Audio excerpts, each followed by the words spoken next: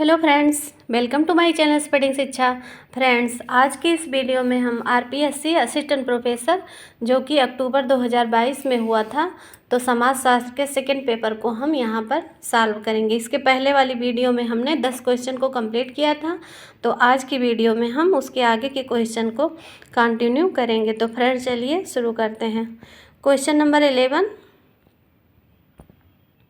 यह किसने परिभाषित किया है कि परिवार पति एवं पत्नी की संतान रहित या संतान सहित या केवल पुरुष या स्त्री के बच्चों सहित कम या अधिक अस्थायी समिति है।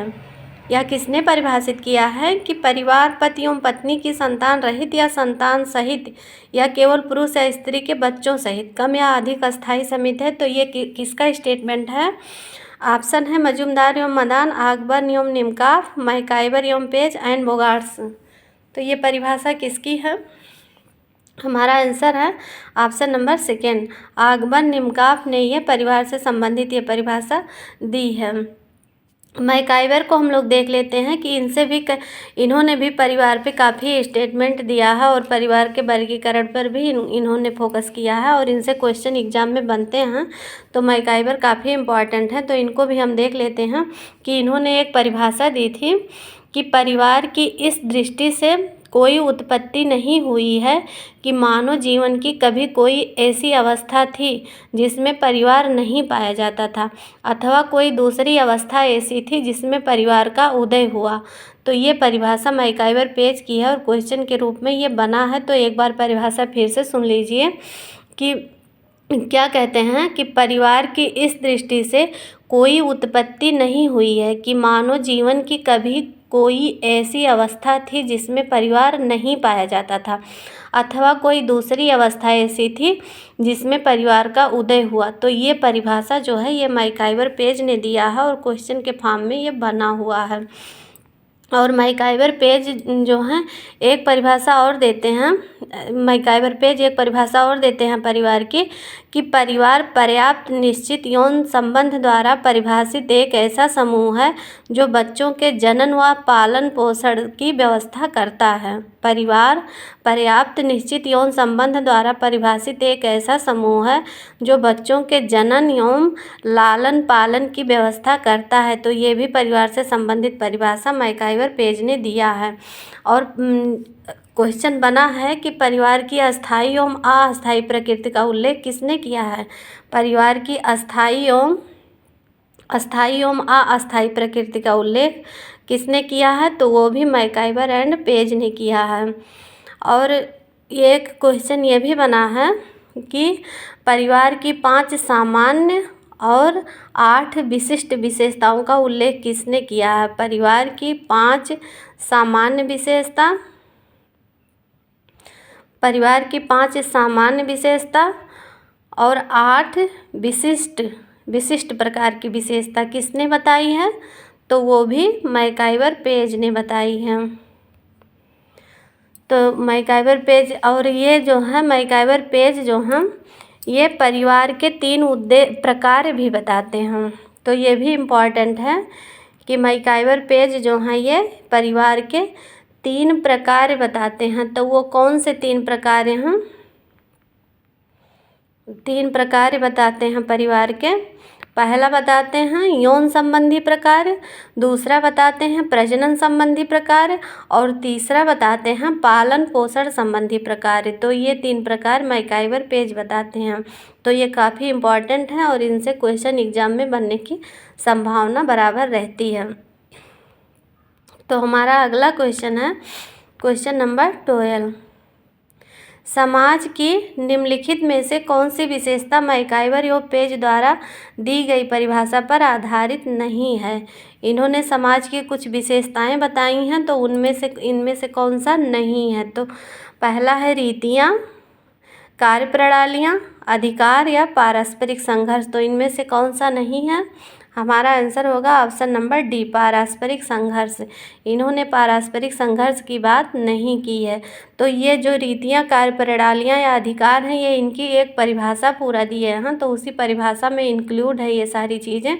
तो वो परिभाषा को एक बार हम लोग फिर से सुन लेते हैं कि समाज रीतियों, कार्यप्रणालियों, अधिसत्ता, सत्ता एवं पारस्परिक सहयोग की अनेक समूहों एवं विभागों की मानव व्यवहार के नियंत्रणों तथा स्वतंत्रताओं की एक व्यवस्था है और इस निरंतर परिवर्तनशील व जटिल व्यवस्था को हम समाज कहते हैं। यह सामाजिक संबंधों का जाल है जो सदैव परिवर्तित होता रहता है। तो ये बड़ी सी परिभाषा है, इनमें इनके सारे ये कॉन्सेप्ट इंक्लूड हो जाते हैं। तो उसी में से पूछ लिया है कि इसमें कौन सा नहीं है।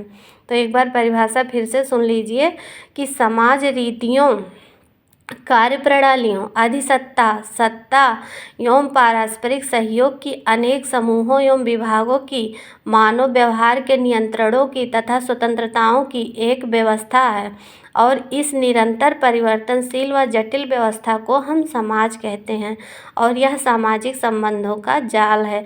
तो इस लाइन पे भी क्वेश्चन बन जाता है एक लाइन उठा के कि कौन समाज को सामाजिक संबंधों का जाल कहा है, तो मैकाइवर पेज, और जो सदैव परिवर्तित होता रहता है। तो ये इनकी परिभाषा है। और समाज की एक परिभाषा और भी देते हैं ये, और काफ़ी इम्पॉर्टेंट है और बहुत कम ही हम लोगों ने देखा होगा। तो ये परिभाषा ध्यान से सुन लीजिए कि मैकाइवर पेज क्या कहते हैं कि समाज शब्द में हर तरह का और हर अंश का वह संबंध आ जाता है जो मनुष्यों तथा किन्हीं भी अन्य सामाजिक प्राणियों द्वारा एक दूसरे के साथ संपादित किया जाता है, अर्थात सामाजिक संबंध की व्यवस्था ही समाज है। एक बार फिर से सुन लीजिए परिभाषा, मैकाइवर पेज क्या कहते हैं कि समाज शब्द में हर तरह का और हर अंश का वह संबंध आ जाता है जो मनुष्यों तथा किन्हीं भी अन्य सामाजिक प्राणियों द्वारा एक दूसरे के साथ संपादित किया जाता है, अर्थात सामाजिक संबंध की व्यवस्था ही समाज है। तो ये परिभाषा भी मैकाइवर एंड पेज का है। हमारा अगला क्वेश्चन है क्वेश्चन नंबर 13। स्नोबॉल निदर्शन का उपयोग किया जाता है। स्नोबॉल सैंपलिंग का प्रयोग कहाँ पे किया जाता है? जब जनसंख्या अधिक हो, जब जनसंख्या बिखरी हो, जब इकाइयों का साक्षात करना कठिन हो, जब इकाइयों का पता लगाना कठिन हो। तो इस प्रकार के निदर्शन का प्रयोग हम कहाँ पे करते हैं? हमारा आंसर होगा ऑप्शन नंबर 4, जब इकाइयों का पता लगाना कठिन हो, वहाँ पे हम स्नोबॉल निदर्शन का उपयोग करते हैं। थोड़ा सा हम जान लेते हैं स्नोबॉल निदर्शन क्या है। समाजशास्त्र और सांख्यिकी अनुसंधान में स्नोबॉल सैंपलिंग एक गैर संभाव्यता सैंपलिंग है। एक तो क्वेश्चन ये भी बनता है कि स्नोबॉल कौन सा निदर्शन है, गैर संभाव्यता है या संभाव्यता है, जिसको नॉन प्रोबेबिलिटी सैंपलिंग कहते हैं या प्रोबेबिलिटी। तो जो ये स्नोबॉल निदर्शन है ये नॉन प्रोबेबिलिटी सैंपलिंग है, यानी कि एक गैर संभाव्यता सैंपलिंग है। और यह जो है इस तकनीक का प्रयोग मौजूदा अध्ययन विषय या अपने परिचितों के बीच से भविष्य के विषयों की भर्ती करते हैं और इस नमूनाकरण तकनीक का प्रयोग अक्सर छिपी हुई आबादी में किया जाता है। कहाँ पे किया जाता है इस टेक्निक का प्रयोग? तो अक्सर जो छिपी हुई आबादी होती है उनके बारे में जानने के लिए इस तकनीक का प्रयोग किया जाता है। कि जैसे नशीली दवाओं के उपयोग करता है, जैसे कोई व्यक्ति है वो नशीली दवाओं का उपयोग करता है तो उसके बारे में जानकारी इकट्ठा करने के लिए, या कोई यौनकर्मी ऐसा हो कि जो गैर कानूनी तरीके से काम करता हो तो उसके बारे में जानकारी के लिए, जिन लोगों तक शोधकर्ताओं का पहुंचना मुश्किल होता है, तो ऐसे लोगों की खोज करने के लिए इस सैंपल का इस तकनीक का प्रयोग किया जाता है स्नोबॉल निदर्शन का। तो इसमें क्या होता है कि जैसे जिन लोगों के कई दोस्त होते हैं, जैसे कोई व्यक्ति है उनके कई दोस्त होते हैं, तो उनके इस नमूने में शामिल होने की अधिक संभावना होती है। क्योंकि जैसे कोई व्यक्ति नशीली दवाओं का सेवन करता है तो उसके बारे में जानने के लिए किसी व्यक्ति से मिलना और कुछ जानकारी प्राप्त करना, जैसे कोई व्यक्ति किसी नशीली दवाओं का सेवन कर रहा है तो उसके बारे में हमको जानकारी इकट्ठा करना है, तो हम किसी व्यक्ति से मिलेंगे, उसके बारे में पूछेंगे और फिर उससे कहेंगे कि आप किसी ऐसे व्यक्ति को जानते हैं जो मतलब उस बारे में हमको और जानकारी दे सके। तो वह बताएगा, किसी का नाम बताएगा, तो फिर हम उसके पास जाएंगे। फिर जो है फिर उससे कुछ जानकारी इकट्ठा करेंगे, फिर उससे पूछेंगे कि इसके बारे में किसी अगले आदमी को आप जानते हैं। तो मतलब ऐसे ऐसे करते करते ये ऐसे एरिया उसका बढ़ता जाता है कि मतलब जैसे एक व्यक्ति से दूसरा, दूसरे से तीसरा, चौथा।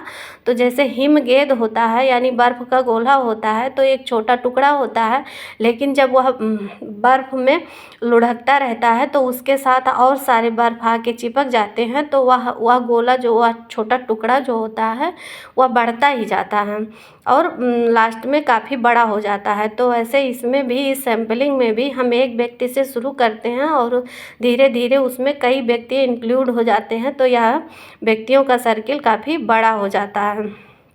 तो इसे ही हम स्नोबॉल निदर्शन कहते हैं। हमारा अगला क्वेश्चन है क्वेश्चन नंबर 14। काम्टे के 3 स्तर के नियम में निम्नलिखित में से कौन सा स्तर शामिल नहीं है? कॉम्ट जी ने 3 स्तर का नियम बताया था, लॉ ऑफ 3 स्टेजेस, तो उसमें कौन सा इन्होंने नहीं बताया है? तो तात्विक अवस्था यानी कि मेटाफिजिकल स्टेज, थियोलॉजिकल स्टेज और ओंटोलॉजिकल स्टेज या पॉजिटिव स्टेज। तो इसमें से कौन सा नहीं है? हमारा आंसर होगा ऑप्शन नंबर 3। इन्होंने सत्ता मूलक अवस्था की बात नहीं की, बाकी तात्विक अवस्था, धार्मिक अवस्था और प्रत्यक्षवाद की बात की है। पहला क्वेश्चन तो इनके हिस्से से बन जाता है कि काम्ट ने 3 स्तरों का नियम अपने किस पुस्तक में दिया है? तो काम्ट ने अपने 3 स्तरों के नियम का 3 स्तरों का नियम अपने the course in positive philosophy में दिया है। The course in positive philosophy में दिया है। और क्वेश्चन ये भी बनता है कि पॉजिटिव फिलॉसफी कितने खंडों में प्रकाशित हुई? कई बार क्वेश्चन बना है। तो पॉजिटिव फिलॉसफी 6 खंडों में प्रकाशित हुई है और एक पॉजिटिव पॉलिटी भी इनकी बुक है। तो पॉजिटिव पॉलिटी 4 खंडों में प्रकाशित है और पॉजिटिव पॉलिटी में इन्होंने मानवता के धर्म का सिद्धांत दिया है, लेकिन पॉजिटिव फिलॉसफी में इन्होंने 3 स्तर का नियम दिया है, विज्ञानों का संस्तर दिया है। मतलब पॉजिटिव फिलॉसफी पे इन्होंने काफ़ी कॉन्सेप्ट दिए हैं। तो 3 स्तरों के नियम के बारे में थोड़ा सा हम जान लेते हैं कि क्या है। इन्होंने कहा कि समग्र रूप से समाज और प्रत्येक विशेष विज्ञान 3 मानसिक रूप से कल्पित चरणों के माध्यम से विकसित होते हैं। कौन कहते हैं? काउंट महोदय कहते हैं कि समग्र रूप से समाज और प्रत्येक विशेष विज्ञान, समाज हो या कोई मतलब प्रत्येक विशेष विज्ञान 3 मानसिक रूप से कल्पित, मतलब जो कल्पना की जाती है उन चरणों के माध्यम से विकसित होता है। तो उसमें इन्होंने बताया कि धार्मिक यानी थियोलॉजिकल, और उसको दूसरा इन्होंने बताया आध्यात्मिक या तात्विक। जैसे हिंदी में इसके कई नाम आते हैं, लेकिन हम लोग इंग्लिश में इसको एक ही नाम रट लेते हैं कि थियोलॉजिकल, मेटाफिजिकल और पॉजिटिविज्म। तो ये 3 स्तरों की चर्चा करते हैं। और काम्ट ने कहा कि हमारे ज्ञान की प्रत्येक शाखा इन 3 विभिन्न सैद्धांतिक अवस्थाओं से होकर गुजरती है, जिन्हें हम आध्यात्मिक, अर्धतात्विक एवं प्रत्यक्षवादी अवस्था कहते हैं। या क्या कहते हैं कि हमारे ज्ञान की प्रत्येक शाखा 3 विभिन्न सैद्धांतिक अवस्थाओं से गुजरती है। वो 3 सैद्धांतिक अवस्था है आध्यात्मिक, अर्धतात्विक एवं प्रत्यक्षवादी, यानी कि यही थियोलॉजिकल, मेटाफिजिकल और पॉजिटिविज्म। तो ये क्या कहते हैं कि काम्ट या स्वीकार करते हैं कि व्यक्ति अपने संपूर्ण जीवन में कल्पना पर आधारित कोई व्यक्ति होता है, वह अपने पूरी लाइफ में कल्पना पर आधारित विश्व के महान सिद्धांतों और वैज्ञानिक तरीकों से चिंतन करता है। पहले तो कल्पना पर आधारित चिंतन करता है, उसके बाद धीरे धीरे वह वैज्ञानिक तरीके से चिंतन करना प्रारंभ करता है। तो व्यक्तियों द्वारा किया जाने वाला चिंतन यह विभिन्न स्तर जब पूरे समूह के चिंतन में बदल जाता है।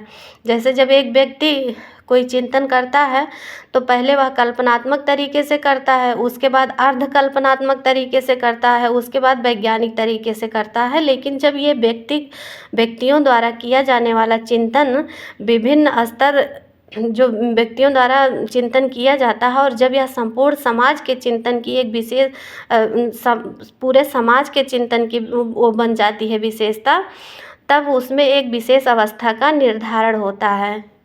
तो इनके विचारों को और स्पष्ट करते हुए, इनके 3 स्तरों के विचारों को और मतलब अधिक स्पष्ट रूप से स्पष्ट करते हुए एक अब्राहम और मॉर्गन हैं, वो क्या लिखते हैं, अब्राहम और मॉर्गन इनके 3 स्तरों का स्पष्ट वर्णन करते हुए बताते हैं कि उन्होंने लिखा कि एक व्यक्ति अपने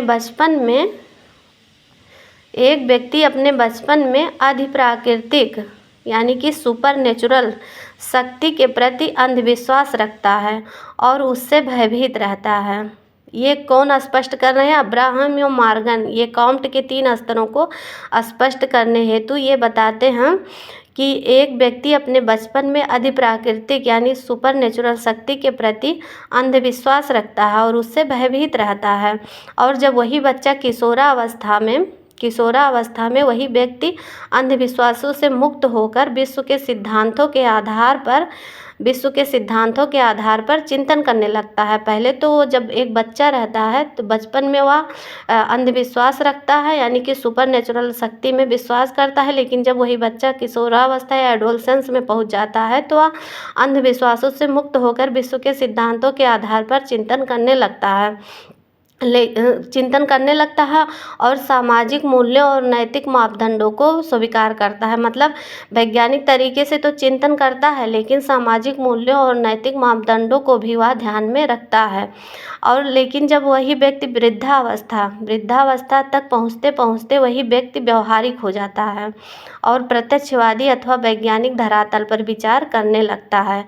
जब वह व्यक्ति वृद्धावस्था में पहुंच जाता है तो वही व्यक्ति व्यवहारिक हो जाता है और प्रत्यक्षवादी अथवा वैज्ञानिक धरातल पर विचार करने लगता है। तो ये स्पष्टीकरण अब्राहम एवं मॉर्गन करते हैं कॉम्ट के इन 3 स्तरों के वर्गीकरण को।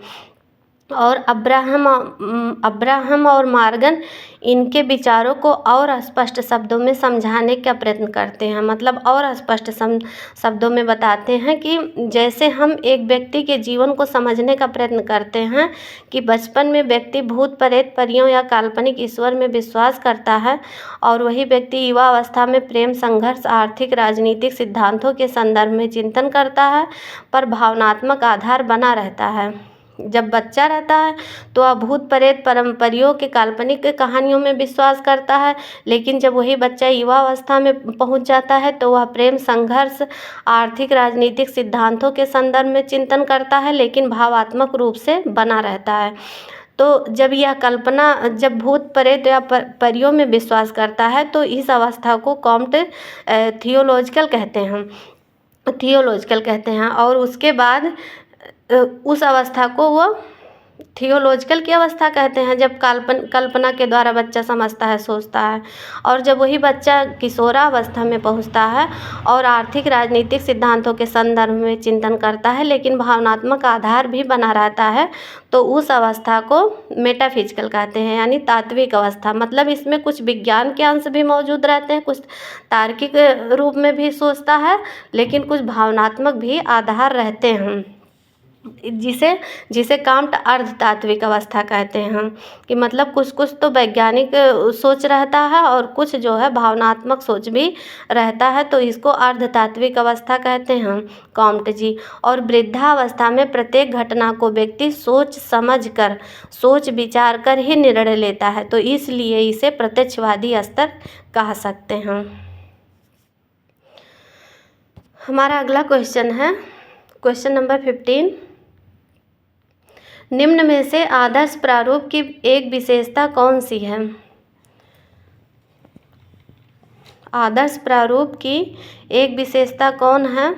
Ideal type. तो यह अनुमान विषयक है, यह एक विचारधारा है, यह एक विश्लेषणात्मक प्रिंट है, यह एक विवेकी ब्लूप्रिंट है। हमारा आंसर है ऑप्शन नंबर 4, यह एक विवेकी ब्लूप्रिंट है यानी कि रेशनल रेशनल ब्लूप्रिंट है ये। और आदर्श प्रारूप का कॉन्सेप्ट हम लोग जानते ही हैं कि मैक्स वेबर ने दिया है।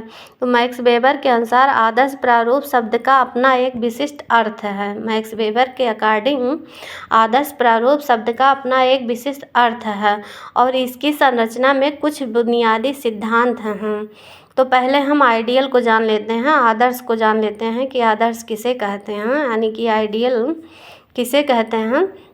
तो जिसका अर्थ होता है अधिक से अधिक पूर्णता की स्थिति वाला मानक स्वरूप या धारणा। आइडियल का तात्पर्य होता है कि अधिक से अधिक पूर्णता की स्थिति वाला मानक स्वरूप या धारणा है जो किसी मानसिक छवि या धारणा के रूप में होती है और किसी भौतिक पदार्थ में नहीं होती है।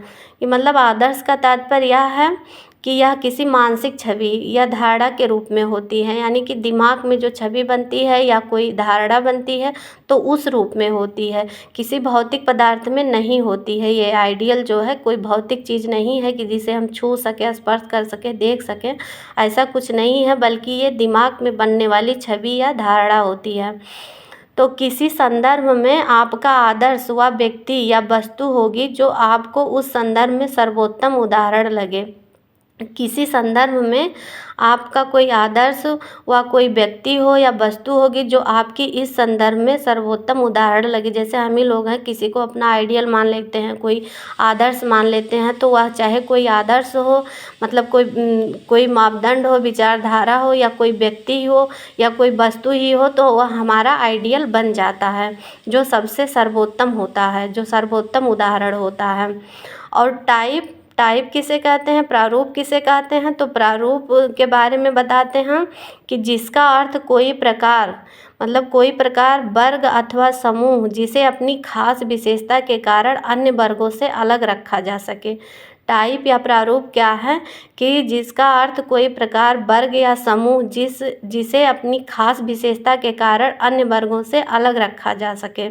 तो इस प्रकार आदर्श प्रारूप किन्हीं वस्तुओं या व्यक्तियों के ऐसे प्रकार, आदर्श प्रारूप का तात्पर्य है कि किन्हीं वस्तुओं या व्यक्तियों के ऐसे प्रकार, वर्ग या समूह को कहा जा सकता है जिसकी अपनी एक खास विशेषता हो या लक्षण हो और वह विशेषता अपने वर्ग या समूह में सर्वोत्तम लगे। जो कोई खास विशेषता हो या लक्षण हो तो वह जो अपने वर्ग में हो या समूह में हो वह सबसे सर्वोत्तम हो। तो एक आदर्श प्रारूप से एक क्वेश्चन और भी बनता है और काफ़ी मतलब कन्फ्यूजिंग क्वेश्चन रहता है कि आदर्श प्रारूप क्या है। ऐसे क्वेश्चन बना है एग्ज़ाम में कि आदर्श प्रारूप क्या है, तो उसमें ऑप्शन में रहता है कि सामान्य प्रारूप है, औसत प्रारूप है, शुद्ध प्रारूप है या आदर्शात्मक प्रारूप है। तो ऐसे क्वेश्चन बना है, तो इसमें हमारा आंसर होगा कि यह तो ना सामान्य प्रारूप है, ना औसत प्रारूप है, ना आदर्शात्मक प्रारूप है, बल्कि यह शुद्ध प्रारूप है। और आदर्श प्रारूप की कुछ विशेषताएं हम थोड़ा सा जान लेते हैं कि आदर्श प्रारूप किसी सामाजिक स्थिति अथवा घटना के विश्लेषण और व्याख्या में सहायक है। ऐसे 2 लाइन का दे दिया जाता है और पूछ लिया जाता है कि इनमें से कौन सा सही है या इनमें से कौन सा नहीं सही आदर्श प्रारूप के बारे में। तो आदर्श प्रारूप किसी सामाजिक स्थिति अथवा घटना के विश्लेषण और व्याख्या में सहायक है। और दूसरी विशेषता है कि आदर्श प्रारूप विशिष्ट और अनिवार्य गुणों के चयन द्वारा विकसित किए जाते हैं। आदर्श प्रारूप विशिष्ट और अनिवार्य गुणों के चयन द्वारा विकसित किए जाते हैं। और तीसरी विशेषता है कि आदर्श प्रारूप कार्य कारण संबंधों और तुलनात्मक विश्लेषण में सहायक हैं। तो ये कुछ विशेषताएं हैं। तो फिर अगला क्वेश्चन हम देखते हैं, क्वेश्चन नंबर 16, निम्नलिखित में से कौन सा युग्म सही नहीं है। कौन सा युग्म सही नहीं है? पैरेटो द माइंड एवं society, Ogburn social change, Linton the study of man, Toynbee a history of change. तो हमें बताना है कि इसमें से कौन सा सही नहीं है। हमारा आंसर है ऑप्शन नंबर 4, यानी कि टायनबी। ये हिस्ट्री ऑफ चेंज इनका टायनबी का नहीं है। टायनबी का, अर्नोल्ड टायनबी जो हैं, इनकी बुक का नाम है ये स्टडी ऑफ हिस्ट्री। इनकी बुक का नाम है ए स्टडी ऑफ हिस्ट्री, जो कि 10 वॉल्यूम यानी कि 10 खंडों में प्रकाशित है। और इसी पुस्तक में इन्होंने औद्योगिक क्रांति का विस्तृत उल्लेख किया है। और इनसे एक क्वेश्चन ये भी बनता है कि औद्योगिक क्रांति का शब्द का प्रयोग सर्वप्रथम किसने किया था। औद्योगिक क्रांति शब्द का प्रयोग तो सर्वप्रथम अर्नाल्ड टॉयनबी ने ही किया था। और इसी पुस्तक में the A study of history में ही इन्होंने औद्योगिक क्रांति शब्द का विस्तृत उल्लेख किया भी था। और एक क्वेश्चन ये भी बनता है कि औद्योगिक समाज शब्द का प्रयोग सर्वप्रथम किसने किया था। औद्योगिक समाज शब्द का प्रयोग सर्वप्रथम किसने किया था, तो उसे सेंट साइमन ने किया था औद्योगिक समाज का।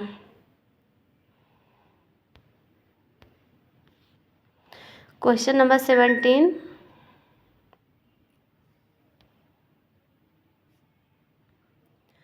एक 15 वर्ष का लड़का एक मशहूर नायक के पहनावे, आदतों और विशेषताओं का अनुकरण करता है।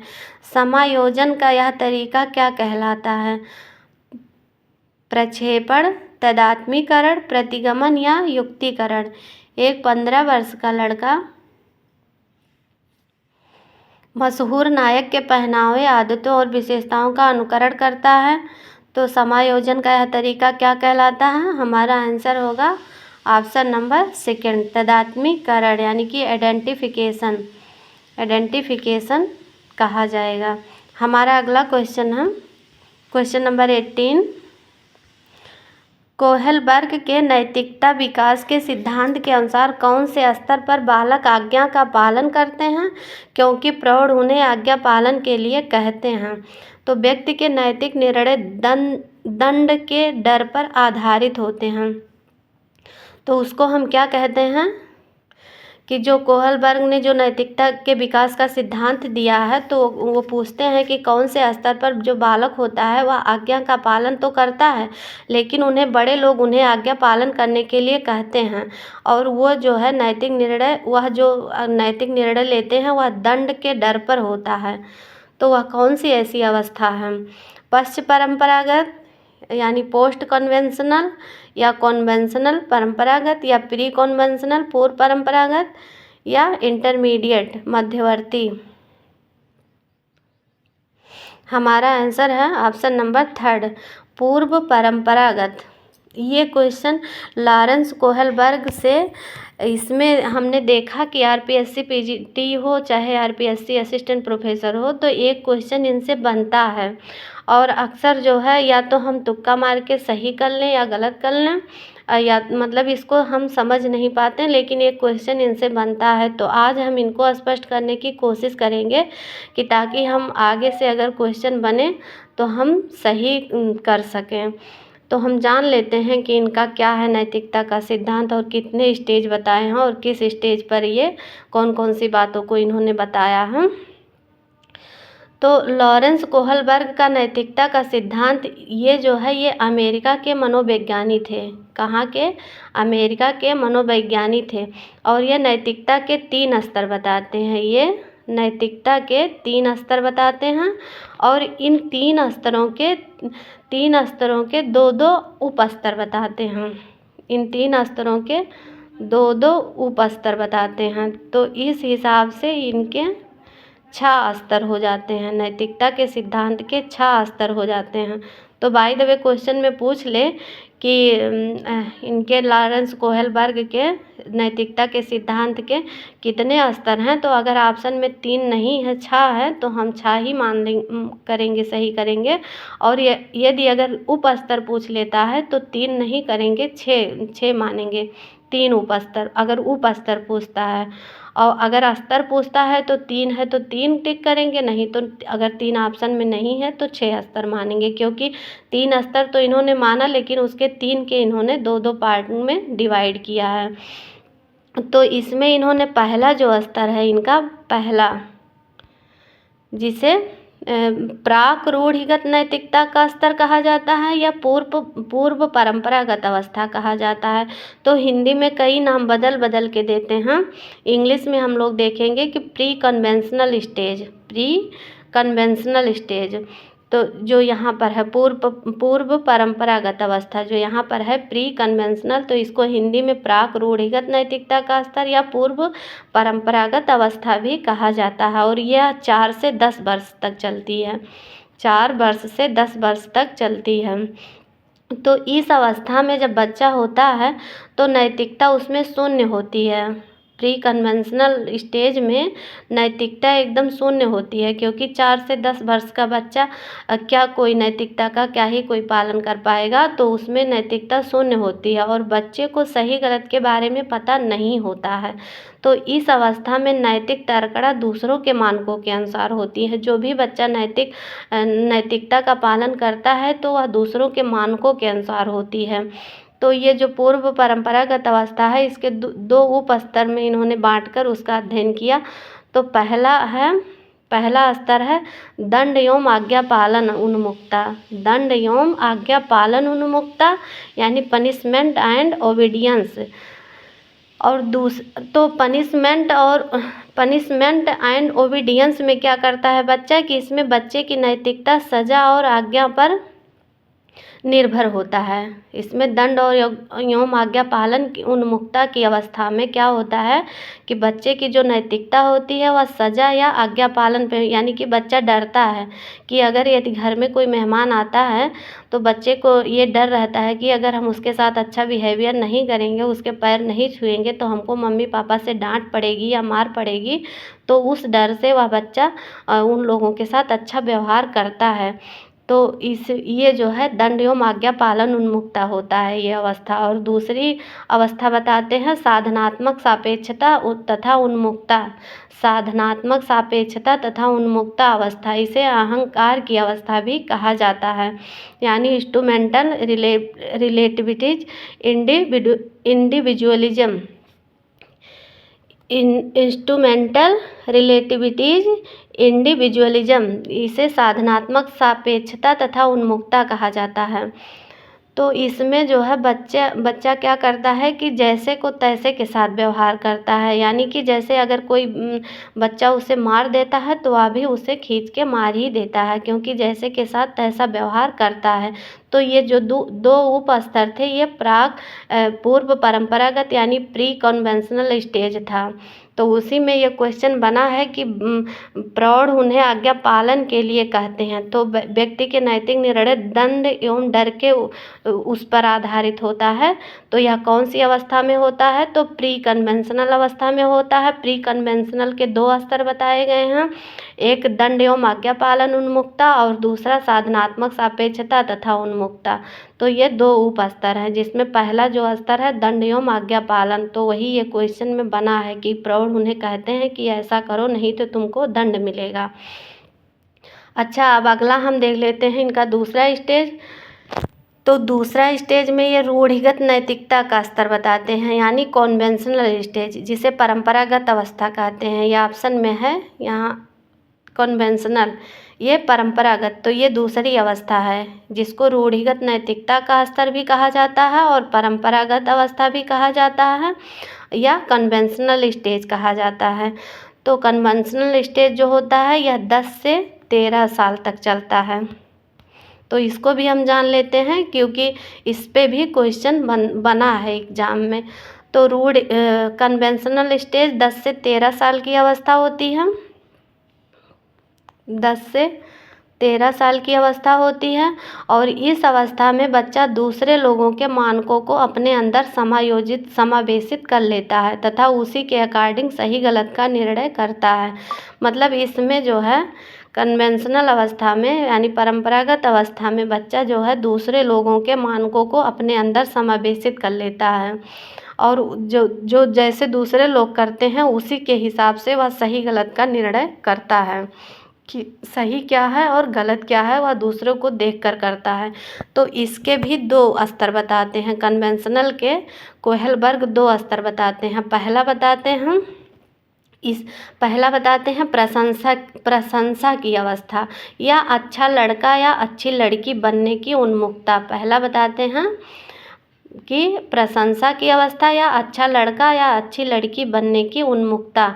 तो इसमें जो है बच्चा जो है बच्चा क्या करता है कि चाहे उसके माँ बाप हों, चाहे आसपास पड़ोसी हों, तो वो सोचता है कि मैं अच्छा लड़का बनूँगा, अच्छा लड़की बनूँगा, जिससे हमारी लोग प्रशंसा करेंगे।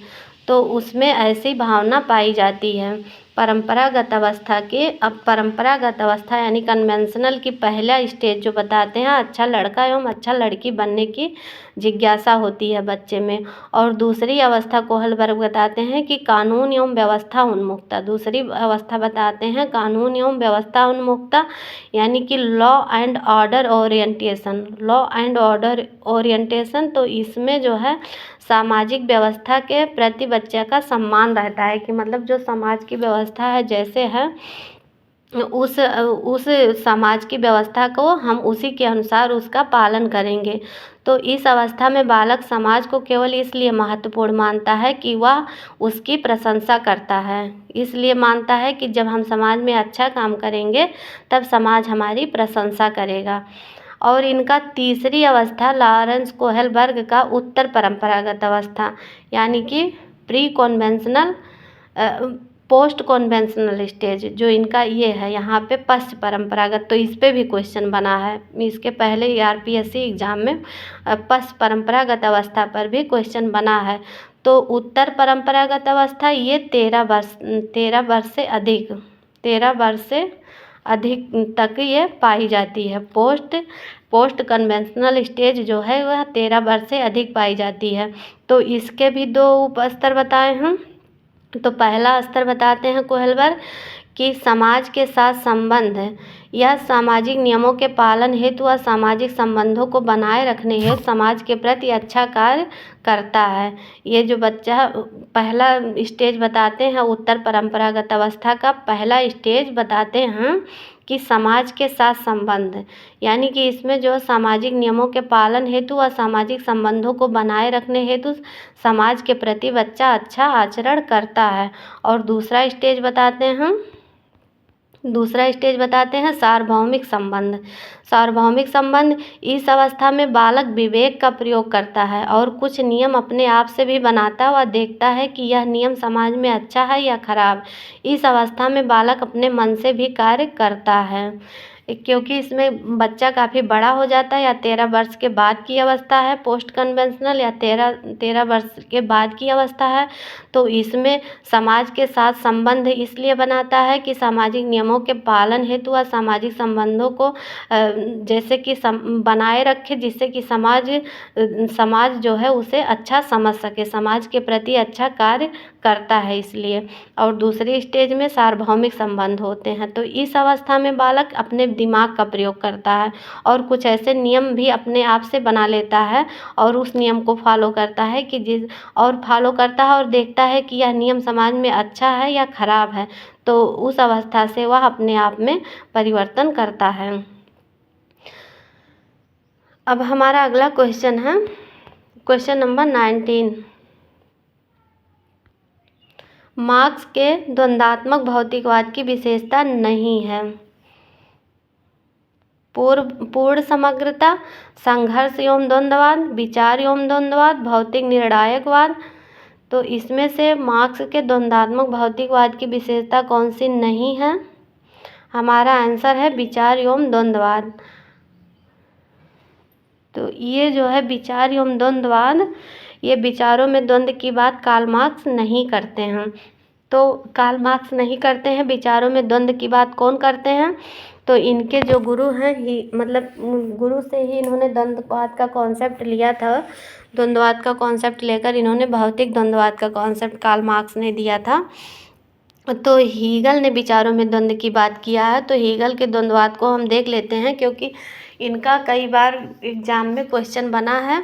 ऐसी RPSC में ही इनके क्रम पूछ लिया जाता है कि वाद, संवाद, प्रतिवाद क्या है, और उसमें एक अलग दे दिया रहता है। तो मतलब ये इम्पॉर्टेंट है। तो आज हम हीगल के द्वंद्ववाद को समझ लेते हैं। तो इनकी हीगल की प्रसिद्ध पुस्तक साइंस ऑफ लॉजिक, इसी में इसका विवरण मिलता है। हीगल का जो विचारों का द्वंद्व का सिद्धांत है, तो वह इनकी पुस्तक साइंस ऑफ लॉजिक में इसका विवरण मिलता है। इनके अनुसार अंतिम सत्य बुद्धि या विवेक है। ये क्या कहते हैं कि जो अंतिम सत्य है वह बुद्धि या विवेक है, इसलिए इसके विकास की प्रक्रिया को द्वंद्ववाद का नाम दिया। और इस प्रक्रिया के 3 तत्व हैं। इस प्रक्रिया के 3 तत्व, पहला थीसिस, दूसरा एंटीथीसिस और तीसरा सिंथेसिस, जिसे वाद, प्रतिवाद या संवाद कहा जाता है। तो वाद, प्रतिवाद व संवाद क्या है? तो इनका कहना है कि प्रत्येक विचार और घटना 2 परस्पर विरोधी नीतियों, वाद और प्रतिवाद के संघर्ष से उत्पन्न होती हैं। ये क्या कहते हैं हीगल कि प्रत्येक विचार या घटना 2 परस्पर विरोधी नीतियों, 2 परस्पर विरोधी नीतियों, कौन सी 2 परस्पर विरोधी नीतियां हैं? तो वाद है और प्रतिवाद है, वाद और प्रतिवाद। तो इसके संघर्ष से उत्पन्न होती हैं, इसके संघर्ष से उत्पन्न होती हैं और इन दोनों के सत्य तत्वों को ग्रहण करके एक नया रूप जब जन्म लेता है तो उसे संवाद कहा जाता है, उसे संवाद कहा जाता है। जब इन दोनों में विरोध होता है और उससे एक तीसरे तत्व का जन्म होता है तो उसे हम प्रतिवाद कहते हैं और यह संवाद कहते हैं। और यह संवाद जो है वाद और प्रतिवाद दोनों से भी श्रेष्ठ होता है, क्योंकि इसमें दोनों के गुण मिलते पाए जाते हैं। इसमें वाद के भी गुण पाए जाते हैं, प्रतिवाद के गुण पाए जाते हैं। फिर जब ये और इसमें दोनों के गुण अंतर्निहित होते हैं, लेकिन कालांतर यानी कि कुछ समय के बाद जब फिर यह वाद बन जाता है, ये जो संवाद है फिर यह वाद बन जाता है और वही त्रिमुखी प्रक्रिया फिर से दोहराई जाती है। जब यह संवाद फिर वाद बन जाता है तो फिर वाद का प्रतिवाद होता है और फिर संवाद होता है, तो यह त्रिमुखी प्रक्रिया फिर से दोहराई जाती है। और यह प्रक्रिया, वाद, प्रतिवाद या संवाद की प्रक्रिया जीवन के सभी क्षेत्रों में चलती है। ये नहीं है कि मतलब किसी एक ही जीवन के पर्टिकुलर किसी एक ही क्षेत्र से संबंधित हो, यह जीवन के सभी क्षेत्रों से संबंधित है। तो इसको हम एक एग्जाम्पल से समझ लेते हैं कि जैसे एक गेहूं का दाना है, एक गेहूं का दाना क्या है? वह वाद है। और जब वह खेत में बोया जाता है तो उसके बाद जब वह गेहूं का दाना अंकुरित होता है तो वह क्या है? वह प्रतिवाद है। और जब वह विकसित होकर 20 दाने, मतलब एक दाने से एक पौधा हुआ, यानी कि वाद से प्रतिवाद हुआ अंकुरित होकर, जब वह पौधा हुआ और उस पौधे से मतलब कई दाने उत्पन्न हो गए, 20 दाने उत्पन्न हो गए, तब वह क्या हो गया? वह संवाद हो गया। और यह सबसे उत्कृष्ट अवस्था है, यानी सर्वोत्तम अवस्था है। तो अब हमने तो गेहूं के बारे में देख लिया कि वाद, प्रतिवाद, संवाद, लेकिन अगर परिवार पे हम लागू करें कि जैसा इन्होंने बताया कि यह प्रक्रिया जीवन के सभी क्षेत्रों में चलती है, तो अगर हम अब इसको परिवार पे लागू करें या समाज पे लागू करें तो कैसे बनता है? तो जैसे एक परिवार है, परिवार क्या हुआ? परिवार हमारा वाद हुआ, यानी कि थीसिस हुआ। और उसे समाज, जब परिवार हुआ तो उससे समाज बना, तो समाज क्या हुआ? समाज जो है वह एंटीथीसिस हुआ, प्रतिवाद बना उसका। जैसे परिवारवाद हुआ और जब परिवार धीरे धीरे कई परिवार बने तो वह एक समाज बन गया, समाज क्या हुआ? प्रतिवाद बन गया। और जब समाज विकसित होकर राज्य के रूप में सर्वोच्च शिखर पर पहुंच गया, जब समाज बड़ा हुआ उसके बाद फिर जब आवश्यकता हुई तो वह जो है राज्य के रूप में सर्वोच्च शिखर पर पहुंच गया, तो वह क्या हुआ? वह संवाद हो गया।